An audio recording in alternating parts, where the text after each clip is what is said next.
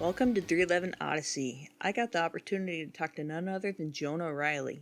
If you don't know who that is, Joan was integral to 311 in a variety of ways.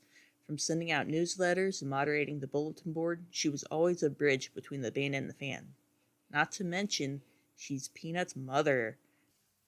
All right, I guess we'll get started with just telling us a little bit about yourself before motherhood. Kind of get your history a little bit. I was born and raised in Louisville, Kentucky. Went to Vanderbilt University in Nashville on a full scholarship because Lord knows we couldn't afford it. Which, by the way, is where Adam Raspler went to college, and I think where Nick's grandfather taught. Oh, so it's all connected there. There's a connection there somewhere. Mm-hmm. Then came back, taught school, got married, quit teaching to have Matthew in 1971, and then Aaron in 74. We were living in Indianapolis at the time. Then Larry joined the Air Force, and we moved to Maxwell Air Force Base in Montgomery, Alabama. And then we were divorced, and the boys and I moved to St. Louis, where I worked as a civilian in the Army. And then met Pat, got married. He was also in the Air Force, and moved to Bellevue, which is a suburb, well, part of Omaha. Right. And have been here ever since. So that was 79 when we moved here. Kids went to public schools. I worked in real estate for a number of years. I wasn't any good at selling things because I really don't like people that much. But I mean, I really don't. I get you. Buyers and sellers are just annoying. But I was fortunate enough to be in a firm that was large enough that I could do management and education. So that did that for a while. Both boys graduated from high school here. Matthew went on to get a degree in architecture from the University of Nebraska-Lincoln, and Matthew and his family still live in Lincoln, where my oldest grandchild graduated from college this year, and next grandchild is finishing her freshman year in Lincoln. Mm-hmm. Aaron finished high school a semester early. Mm-hmm. And my impression, whether it's true or not, my impression was that the band was waiting for him to finish so they could move to California. So he was, well, I don't know the reason, but he was thoughtful enough to finish high school. Well, we'd sort of given him the impression that we would support him, but he had to finish high school because Gotcha.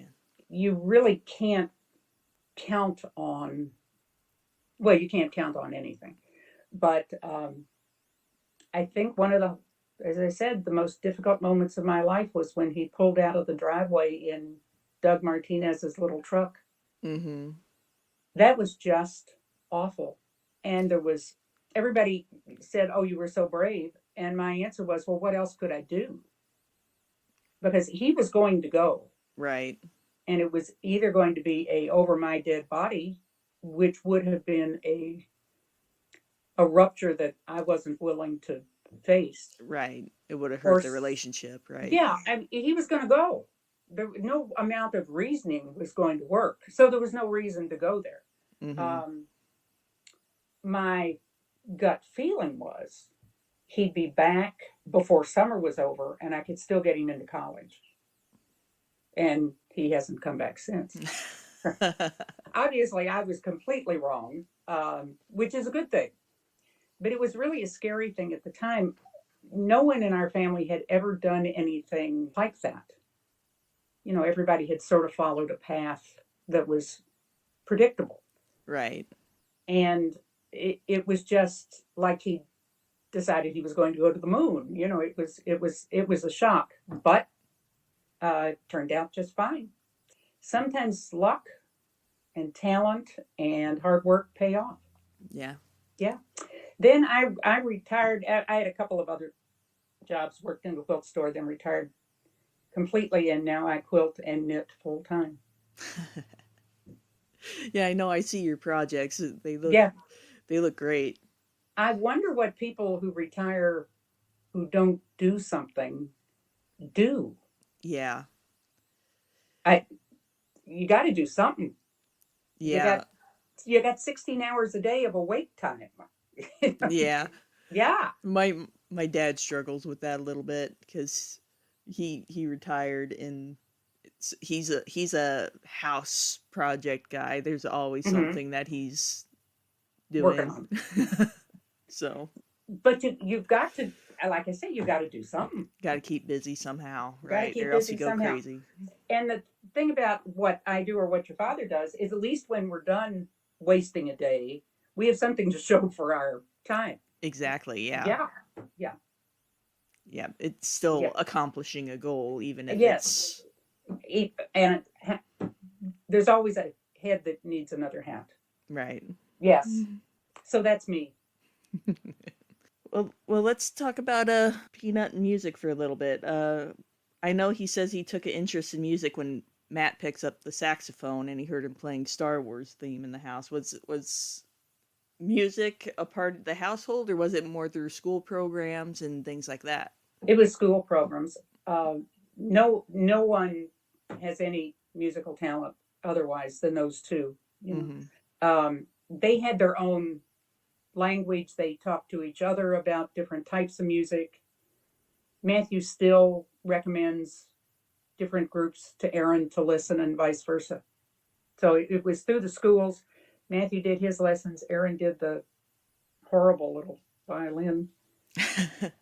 God, it was painful. Um, and then Aaron wanted to take bass lessons, which came completely out of the blue. And we took him to the music store, and they did not. Number one, you couldn't start with bass lessons; you had to start with guitar lessons. I don't know who made the rule, but they did. And the other Hmm. thing was that he was 11, and they didn't let anybody take lessons until they were 12. So we showed them the size of his hands because he was already, a pretty big guy, and that Mm-hmm. he was very serious. So they made an exception, and he did the required, I don't know, 6 weeks of guitar lessons or whatever, and then went straight to bass and took lessons for a number of years, sort of until I figured out that he was teaching the bass player, the bass teacher, and I was paying for it. It was one of those things. I mean, what are we doing anyway? Yes. The I was thinking the other day, first time I heard him play with anybody else was the talent show at Bryan High School, because prior to that I'd only heard him play by himself. And listening to a bass play, I mean, does I didn't know this, I couldn't pick out the tune. It was, Right. yeah. And that talent show was the first time I understood what he did, because it fit into the other instruments. It made sense then. But until then, we had a couple, maybe a year or so of listening to nothing but the bass line. Mm-hmm. And that talent show just opened my eyes, because the crowd response was unbelievable. Mm-hmm. It's like when, and it's not the same thing, but it's like when Liza Minnelli would go onto the stage. There is something there that's just different. There's an energy. I don't know. It was that same sort of whatever it was when they appeared there. It was amazing. Right, because the bass is a rhythm instrument, so you don't hear the melody underneath it. So No, I could understand how that yeah, could be. yeah, Yeah. yeah. We were missing the other part. We were missing the melody. Right. Yeah, but then suddenly it all made sense. It was, like I say, my eyes were opened as to why he loved what he did so much. Mm-hmm. It made sense then. And seeing that video that surfaced of that performance, yeah, he had, you could tell that he was on a Oh path yeah, to something. yeah. It was, and I of course had no idea what the music was. Somebody had to tell me.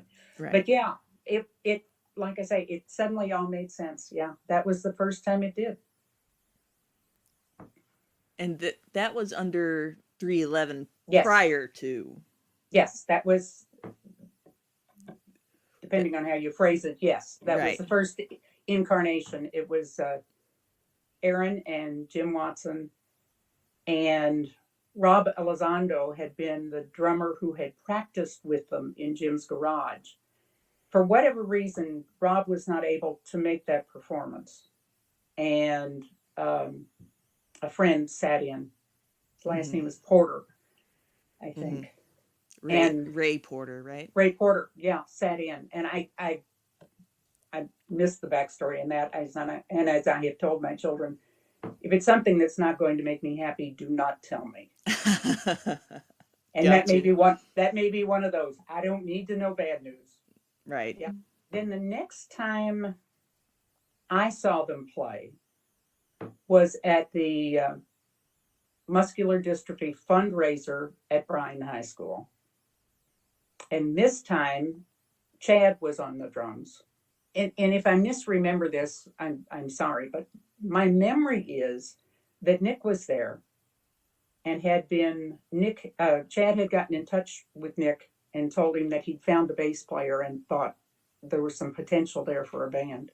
Mm-hmm. Nick was there, and my memory is that there was a girl with Nick that I always identified as the story unfolded. I have always identified as the slinky girl. I, Gotcha. for whatever reason, I think that she may have been, I don't know, but in my mind, you have specific people for specific songs. Right. That was always her to me. Yeah. Yeah. And it was so hot in that cafeteria that the equipment failed. Oh no. Oh, God, it must have been 110 degrees in that low ceiling little room. So there had to be a break somewhere in the show for things to cool off a little bit. Right. Yeah. Did you know the songs that they were playing, or was it just No, no? no. Gotcha. Yeah. Yeah. No memory at all. Like I say, I'm not the musical one. Right. Yeah.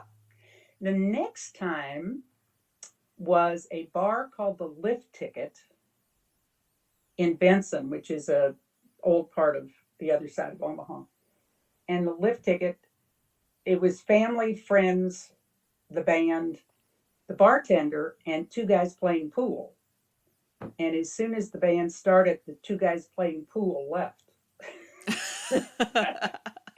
It was really loud. Those Gotcha. bars were just deafening. Um, as far as venues are concerned, the Lift Ticket went out of business. Um, the Howard Street Tavern was a favorite, and it's a wonder we did not all go deaf because it was a very small bar in the old market area with brick walls, and the sound was just painful. I mean, it was that loud. Yeah.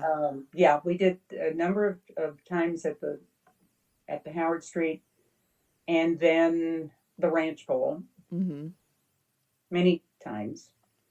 Um, I had actually been to the Ranch Bowl before. Matthew had just gotten his driver's license, and he and Aaron talked me into letting them go to a concert at the Ranch Bowl. Matthew was driving, so I was nervous anyway.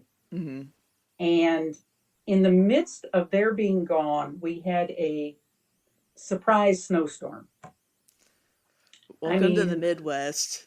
well, but I should have known, but it must have been a surprise because I would have never let them go had I known it was going to snow. Anyway, so now it's snowing to beat the band, and I have a 16-year-old in an old truck with his brother.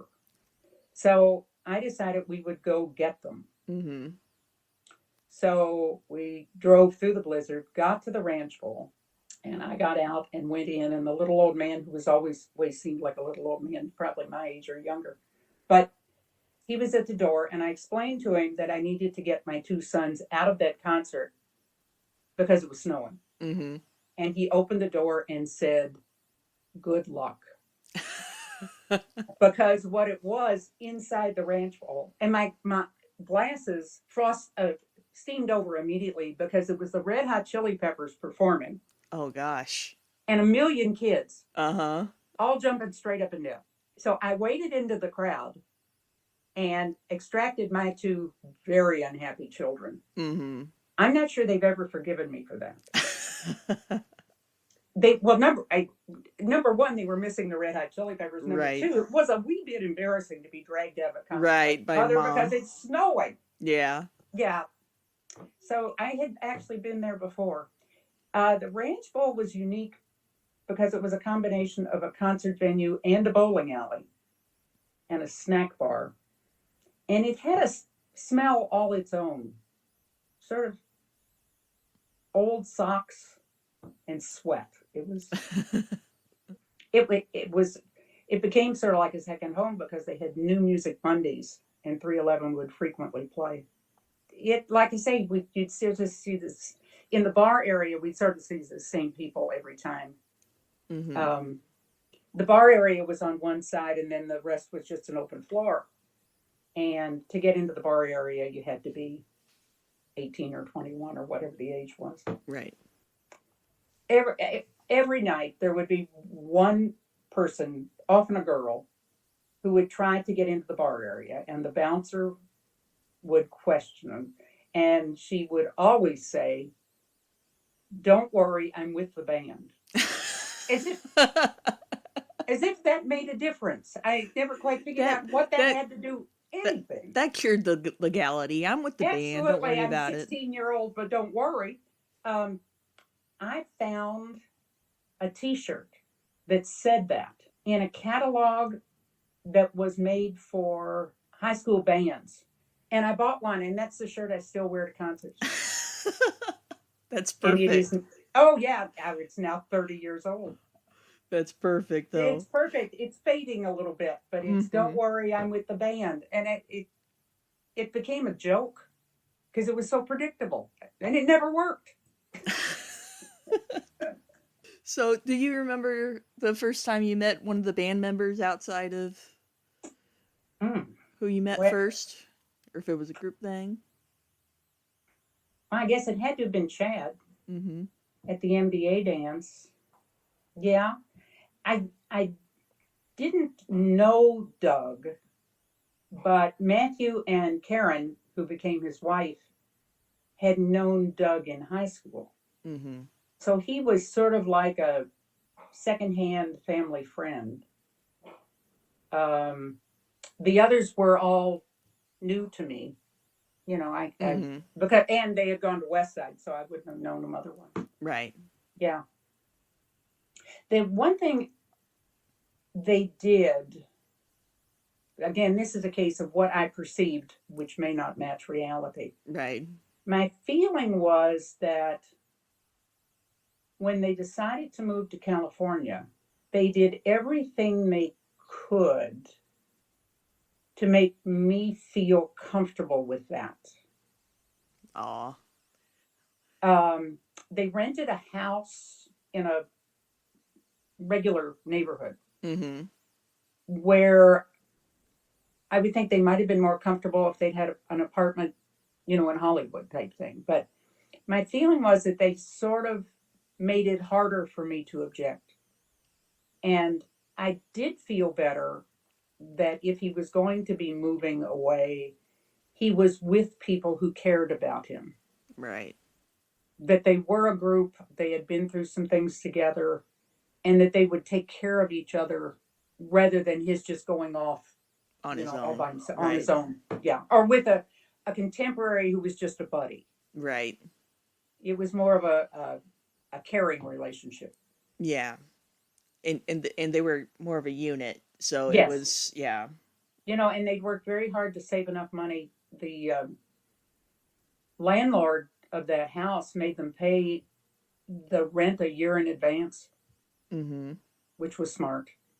I mean, would you rent the Five Guys from Nebraska? Right. Really? I get it.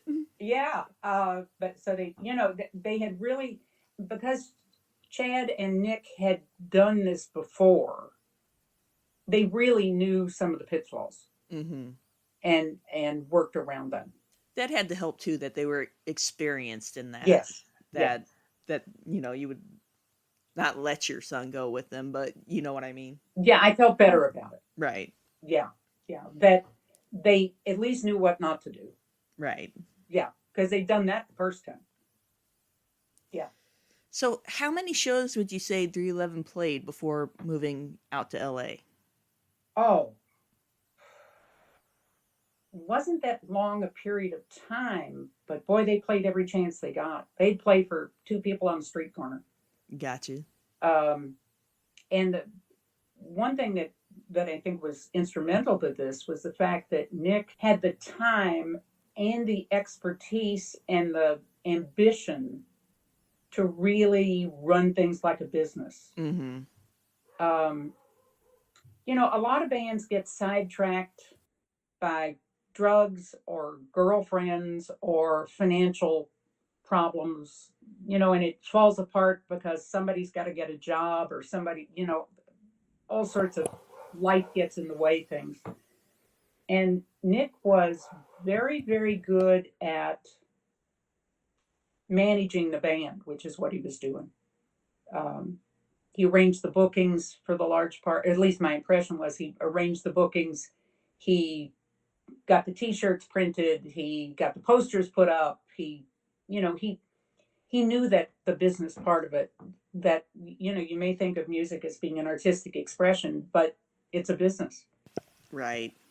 And even at that level, it really requires a lot of hustle and a lot of connections and a lot of hard work to make things, to get a gig, to get there, to have it's just a lot of stuff. And he was very good at that.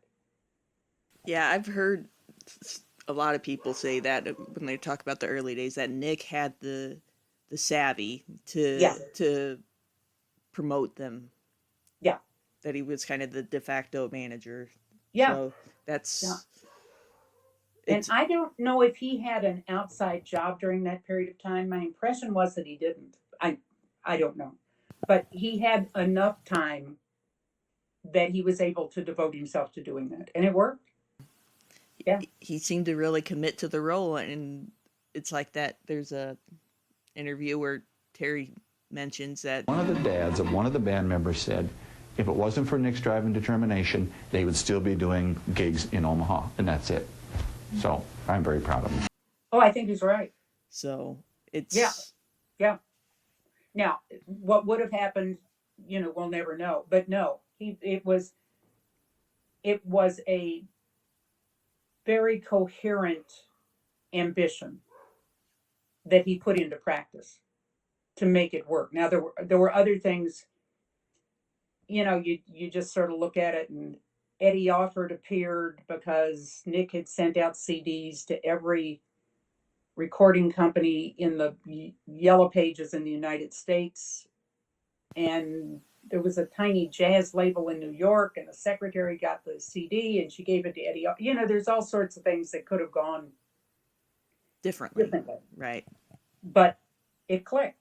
Mm-hmm. Plus, they're really good. Right.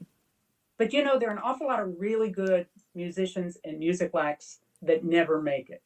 Right. There are a lot of 45-year-old guys playing guitar in bars. Right.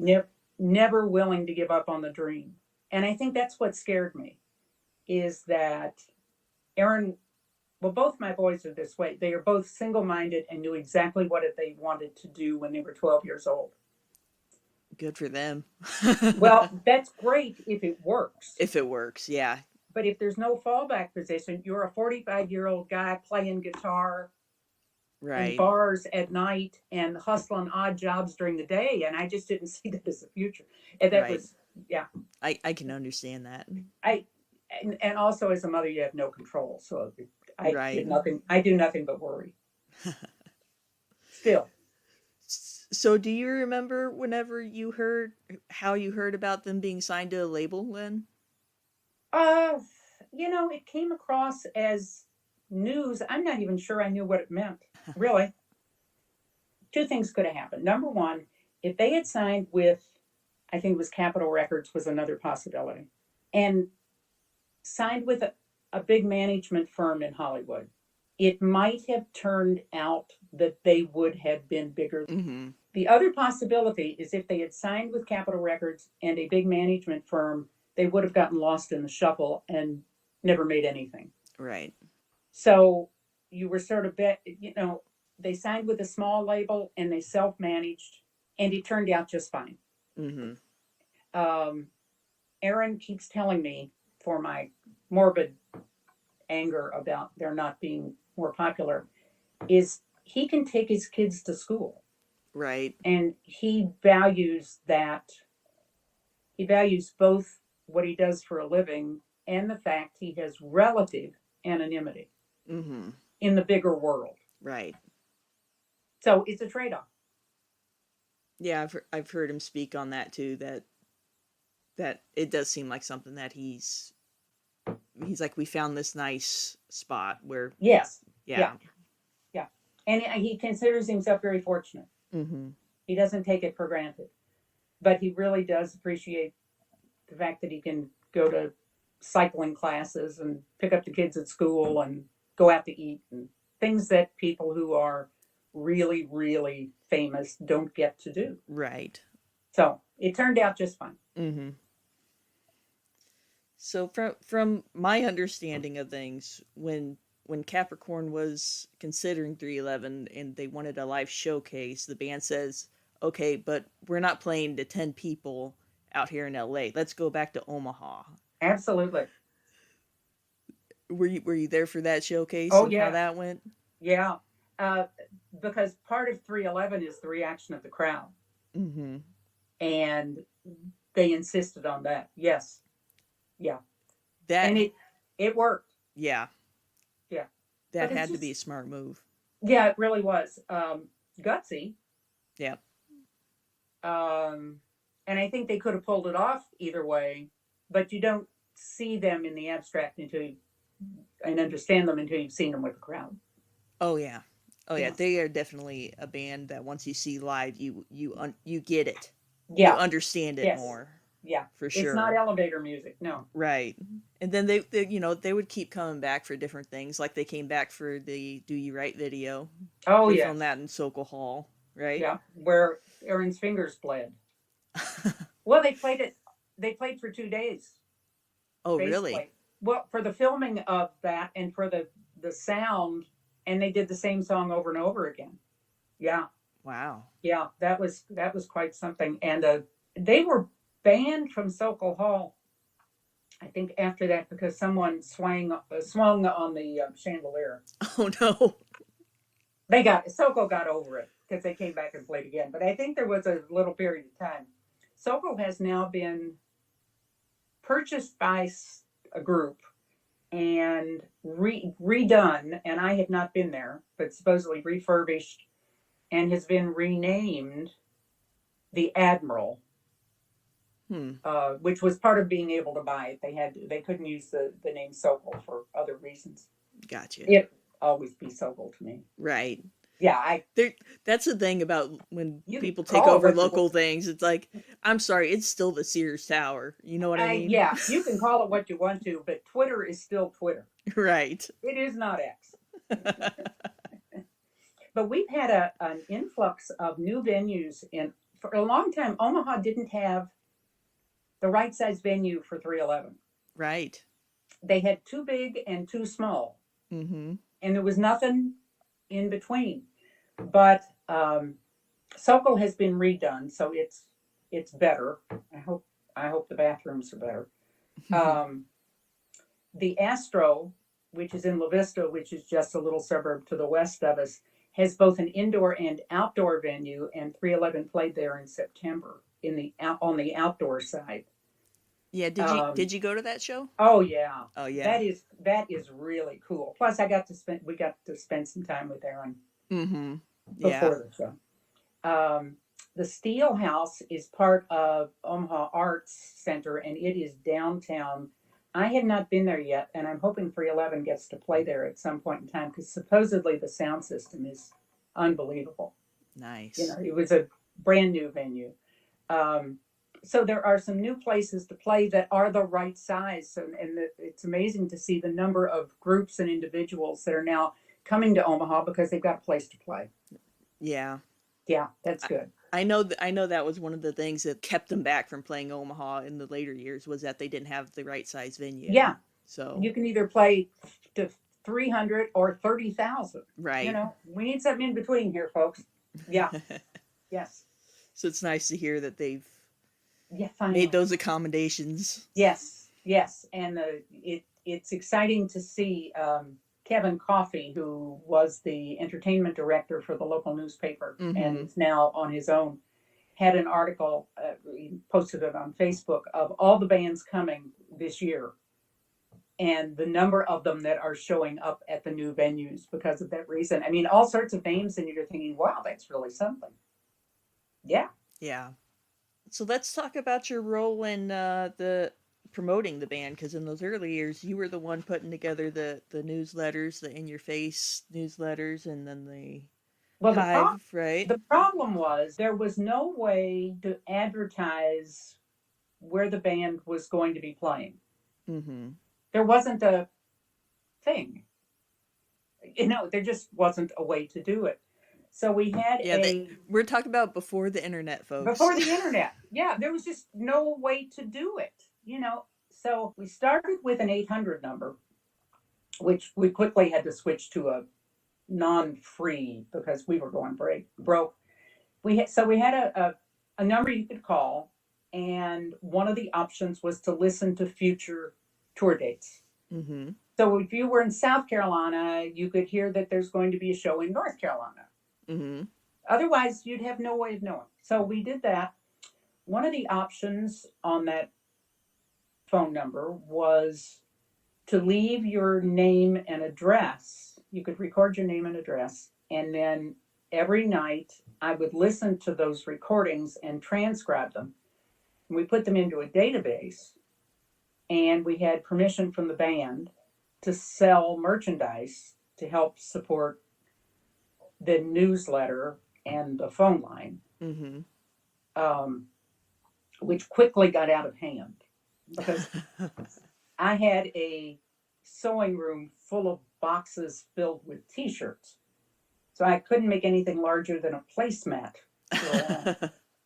We had 3,000 names on our mailing list. Wow.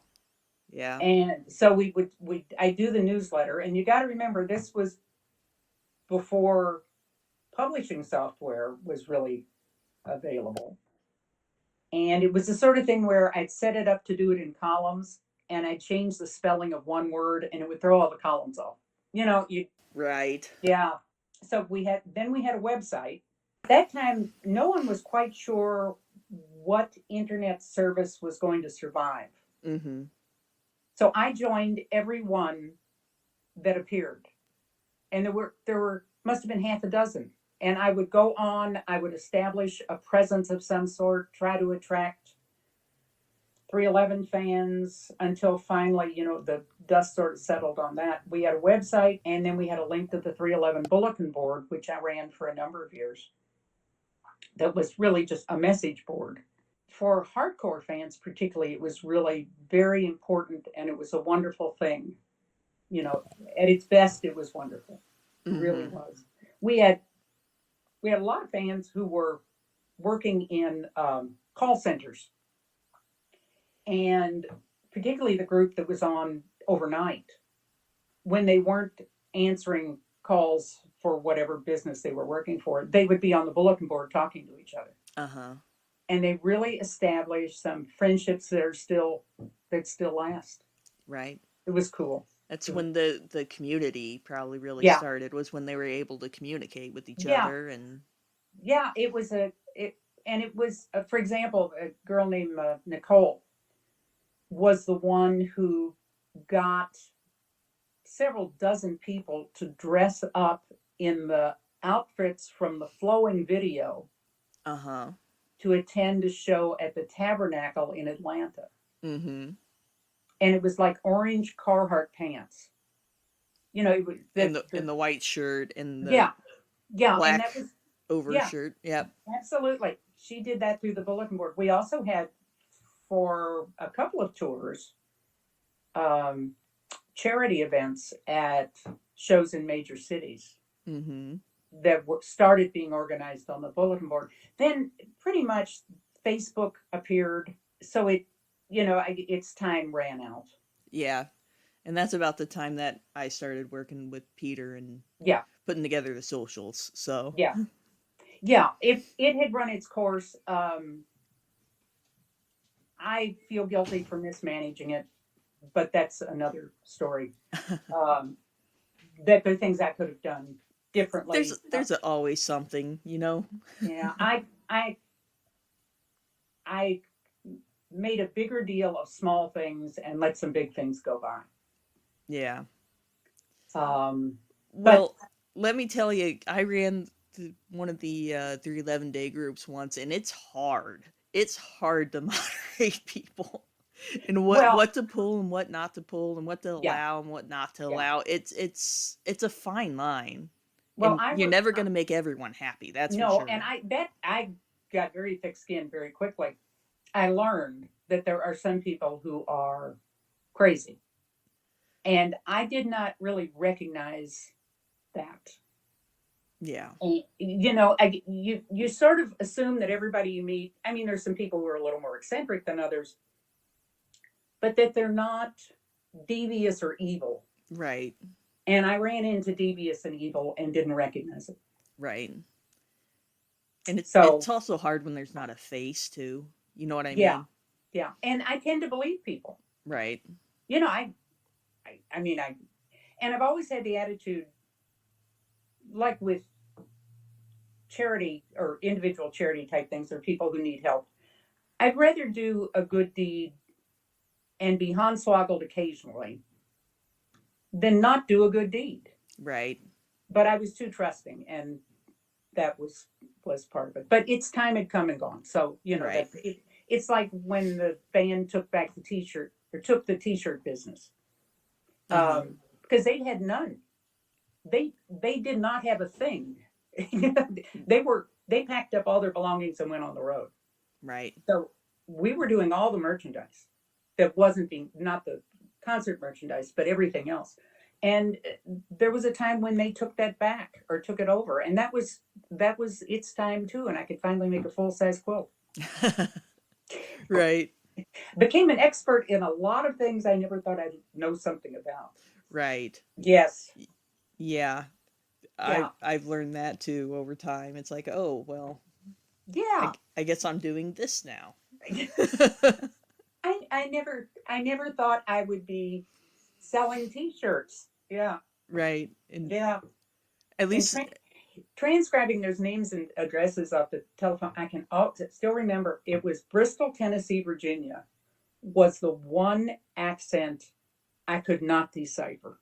oh, yeah. I mean, because it was the whole world calling in, Right. and I got pretty good at it. That particular part of the country, they could have been speaking Mandarin. Right. I mean, I was just I'd sit there with my pencil and go, I don't know what he just said. Yeah. And trying to Yeah, decipher. I didn't think about that, deciphering the different accents and stuff, yeah. because I have a problem with that too. And, So, we had a lot of fans from Louisiana mm-hmm. because they've been very popular. New Orleans had been very good to them. Mm-hmm. Tippy Tina's. So we had a lot of people, from there, but Bristol, Tennessee, Virginia was a foreign language. Yeah, I can understand that because Yeah, I grew up in Texas, then I moved to Colorado, now I'm in Illinois, and I've been in different parts of Illinois. So yeah, yeah, yeah. I recently took a trip out to Savannah, Georgia, and I was like, Mm, okay, I I understood it, but I'm like, that's a little different. that's a little different. Yeah, and the other thing that I learned, and this is a life experience, not necessarily a band experience, is the tendency to judge people by how they sound, Yeah. whether it's an accent or vernacular, or you got to wash that out of your system. Yes. Simply because someone has a southern accent does not mean they are stupid. Right. And I don't know where I thought I'd learned that, but I certainly unlearned it pretty quickly. It's funny how you pick that up, and then yeah, Yeah. I understand that too, because again, I was from Texas, and when I moved to Colorado, Oh, yeah. They y- thought you were a hayseed of the first oh, order. I Oh, was in elementary school, and I got put oh, in yeah. speech therapy Oh, yeah. to get rid of my accent. Accent. Well, you know that I remember, and this has been several years ago, and I hope it's changed now, where up and coming business leaders in Atlanta would take voice lessons to get rid of their Southern accent. Mm-hmm. And they shouldn't do that. They shouldn't have to, They are who they are. And as right? long as it's not garble, I mean, not, undecipherable, but that's part of who they are. Yeah, So, yes, I did learn that. it's like it's a stereotype, Yes, really, like anything else. right? Absolutely. Absolutely. We live and learn. Right. Yeah. Where in Illinois are you? Right now, I'm in Southern Illinois near Carbondale. Oh, okay. Yeah. SIU. Yep. SIU. Yeah. Yep. I have family that works there, so. Oh, okay. Hmm. I But don't, I was up in Rockford for a while, and yeah.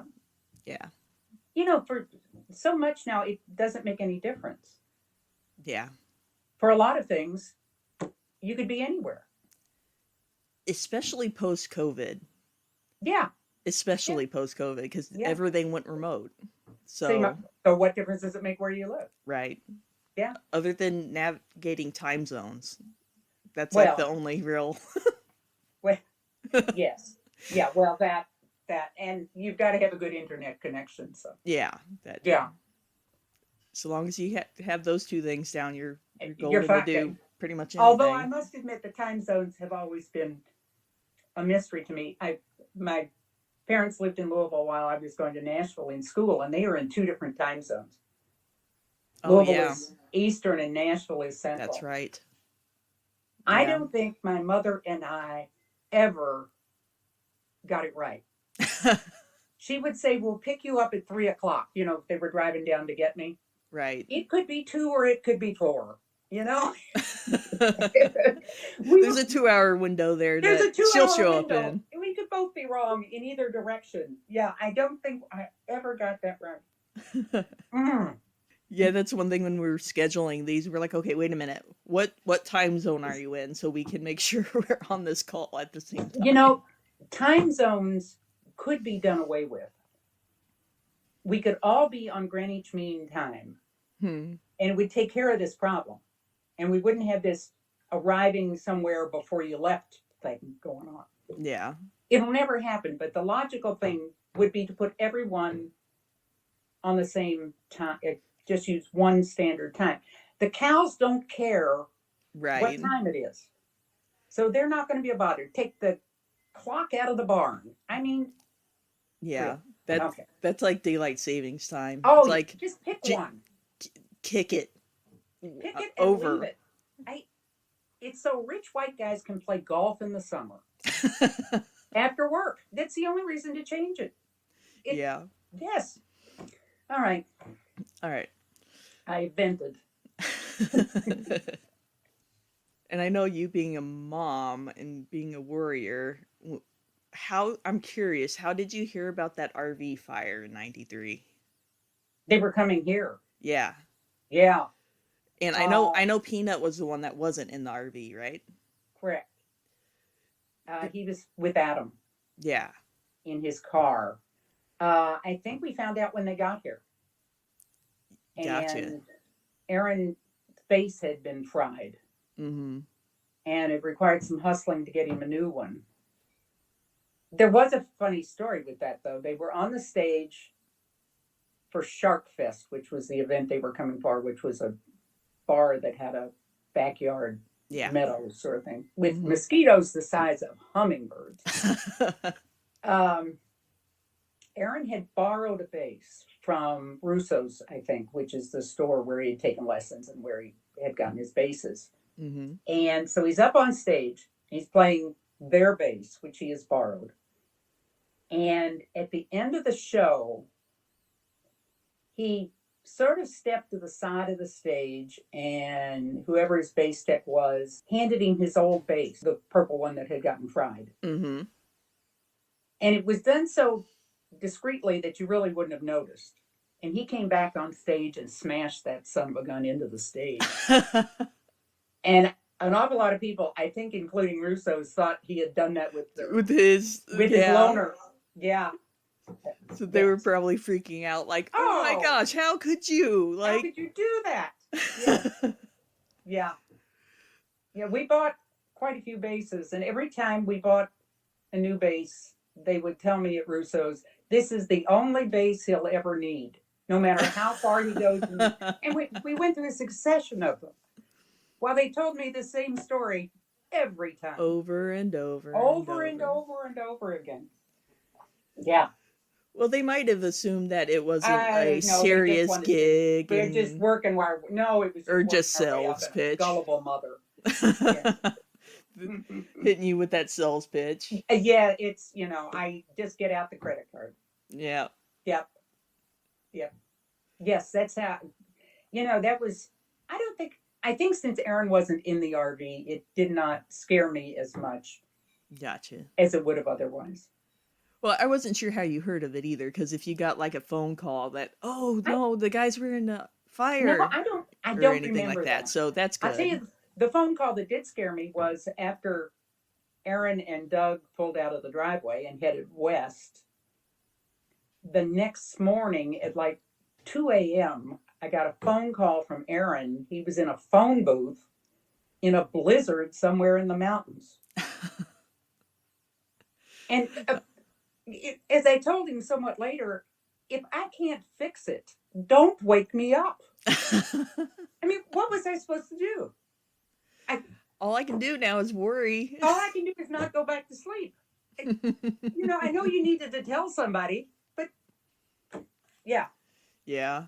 Yeah. Of course, they got to California and there was immediately an earthquake. It was like one thing after another in those early days. And with the earthquake, I couldn't reach him. There were no cell phones, obviously. Right. And all the phone lines were clogged with people trying to find out what was going on. Right. Yeah. And I think the worst thing that happened to them was the water sloshed out of the swimming pool. It was that kind of house they rented. Yeah. Right. Yeah.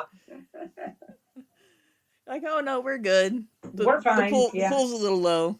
Yeah. We'll fill it up. We'll fill it back up.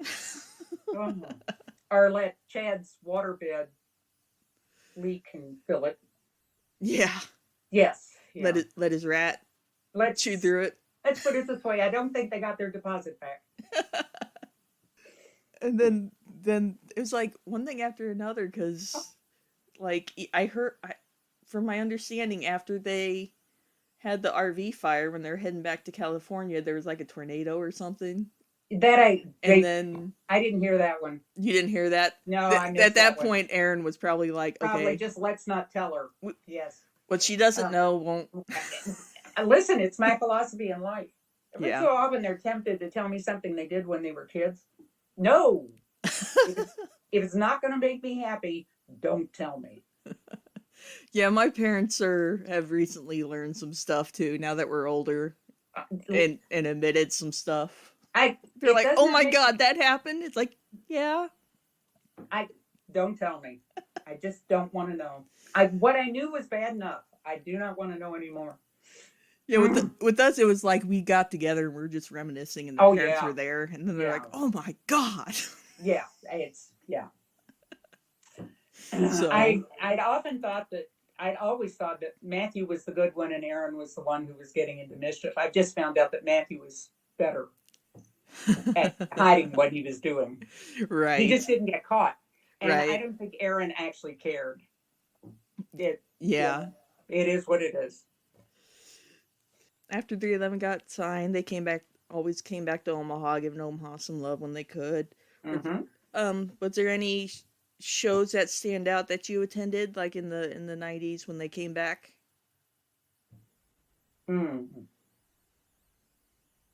Evidently not.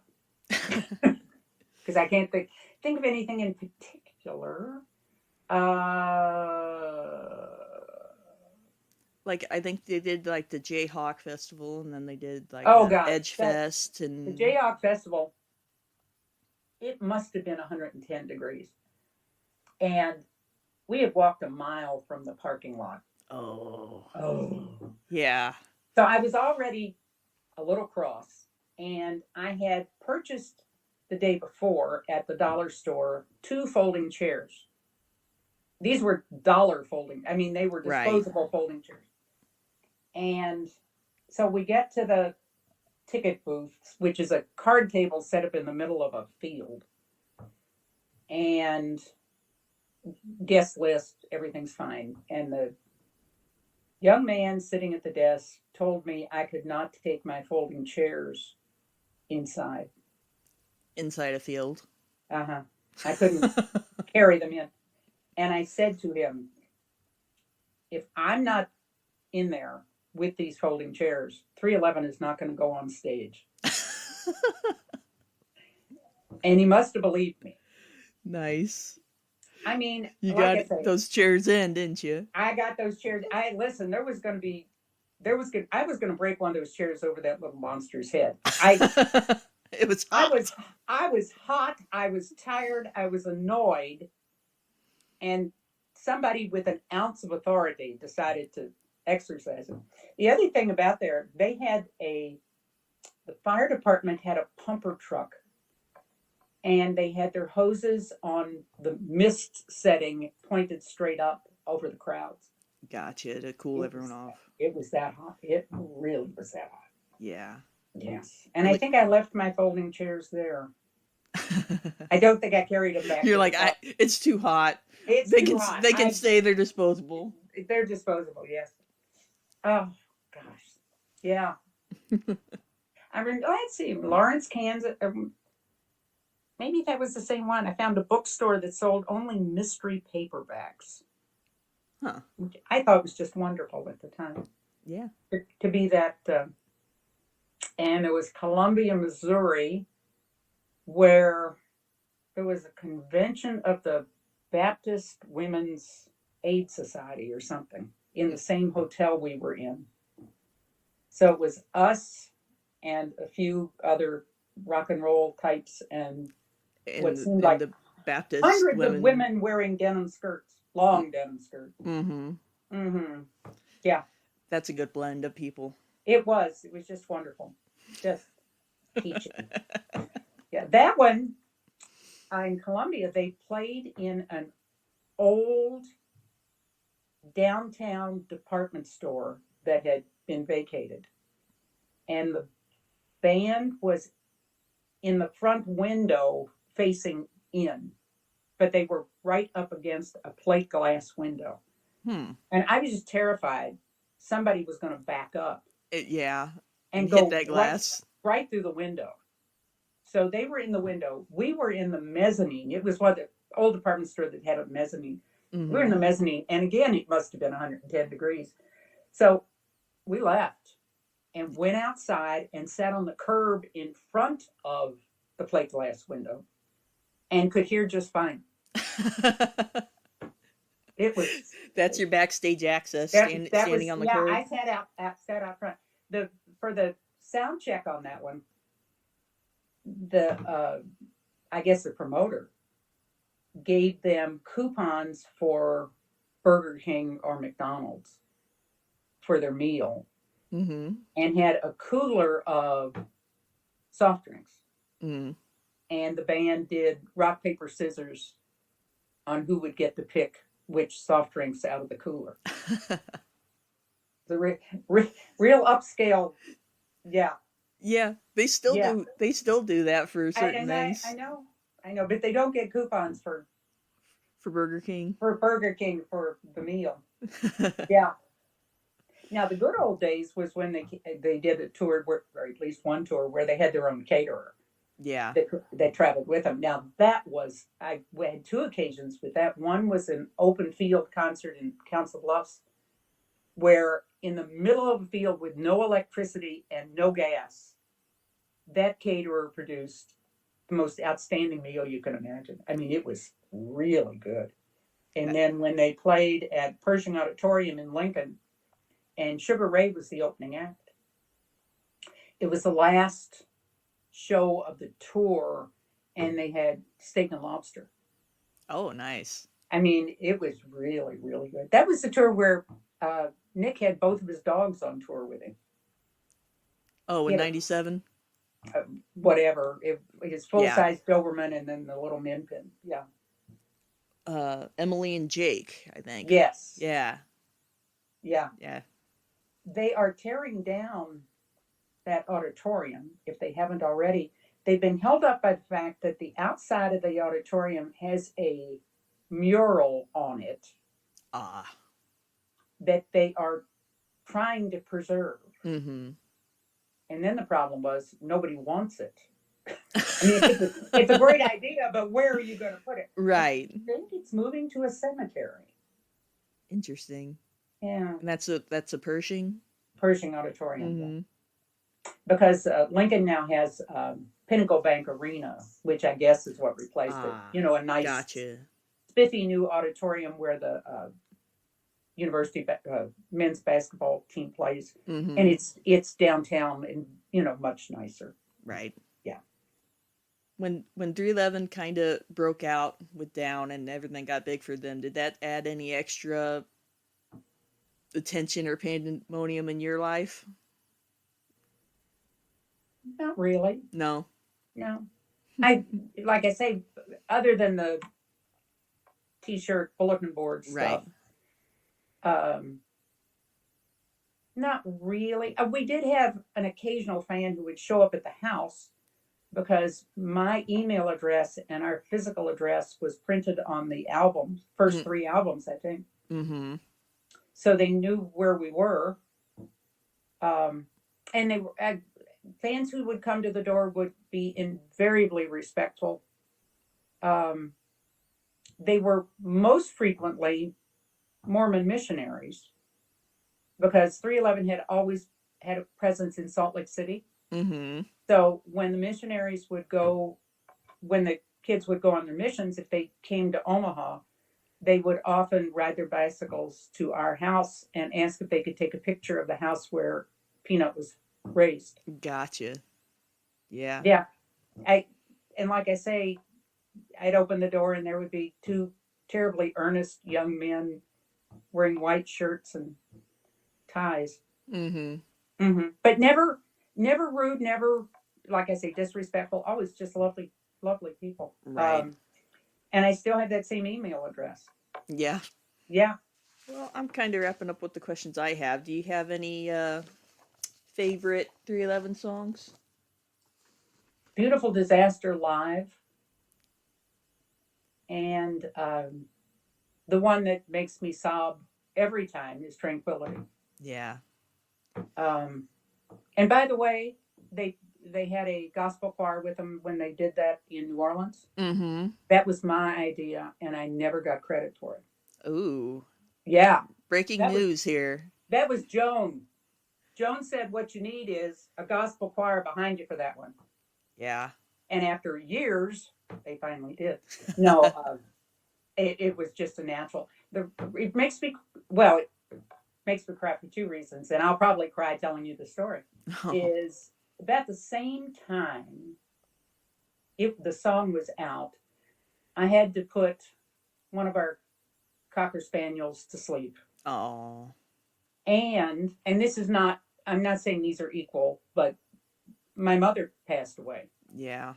And when I hear Don't Be Afraid, it is such a comfort to me, for those that have gone on. Yeah.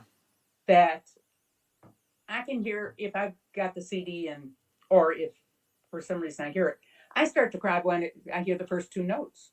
Yeah. Because like I say, it is such a comforting song. Yeah, it definitely evokes emotion for sure. Yeah. It's just outstanding to me. It's not entertainment. It's not fun. It's just terrifically meaningful. Right. Yeah. Right. So those 2, Hey You, because Aaron, I think, wrote it. Oh, did he write Hey You? I think he had part of it. He right. He did part of it because I was involved in knitting a shawl, and the ladies who were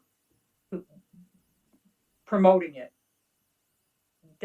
were yarn dyers, and one of the things that they would do custom dyeing, Mm-hmm. and I had them do a set of yarns that went from purple to red to orange, and we went through a couple iterations. Finally came out, it was perfect, exactly what I had in mind, and they let me name it, and I named it Hey You. So if anybody else ordered that particular set of yarns, they ordered Hey The You. Hey You. The Hey You. Well, Joan, it's been a pleasure talking to you, and Oh, I've enjoyed this too. thank you for all your work. Getting, you kind of were a bridge between the fan and the bands for so many years, and we all appreciate it on the fan side, and I'm sure the band Yeah. appreciates it from their side, and Well, it's what mothers do. yeah, And I was lucky, just like Nick was lucky to be able to do the promotion part. He had the time and the whatever. And I was lucky that I was able to do that, that I was in a place and time where I could do something to help, because I think most any parents, if given the opportunity to help their children succeed, want to be able to do something. And this was a case where I could tangibly do something. right, So it was a pleasure. yeah, It was fun. I've enjoyed talking to you too. yeah, Yeah. and all right, and with that, another episode in the books. 311 Odyssey signing off.